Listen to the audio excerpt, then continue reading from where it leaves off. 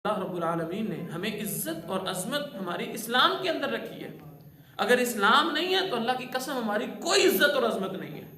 हज़रत उमर रज़ी अल्लाह तआला अन्हु जब बैतुल मक़दिस की चाबियां लेने के लिए गए तो उस वक्त अबू उबैदा बिन जर्राह रज़ी अल्लाह तआला अन्हु ने कहा, अमीरुल मोमिनीन आपको दुनिया जहान के बड़े बड़े पोप बड़े बड़े लीडर आपके इस्तकबाल के लिए खड़े हुए हैं, आप एक अच्छा से लिबास जेबतन कर लें।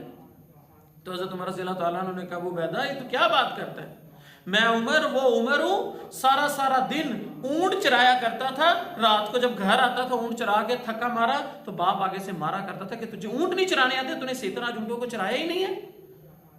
तो खुदारा इस चीज को ज़हन में रखो, हज़रत उमर रज़ी अल्लाह तआला अन्हु की कौल याद रखो। कहने लगे, अबू उबैदा हमारी इज्जत इस्लाम की वजह से है, अगर हम इस्लाम को छोड़ देंगे तो हमारी कोई इज्जत नहीं है, ये सारी शान और शौकत इस्लाम की वजह से है। आज मेरे भाई हमें भी ये बात समझनी चाहिए, हमारी सारी इज्जत सारी की सारी शान और शौकत सिर्फ और सिर्फ अगर है तो इस्लाम की वजह से।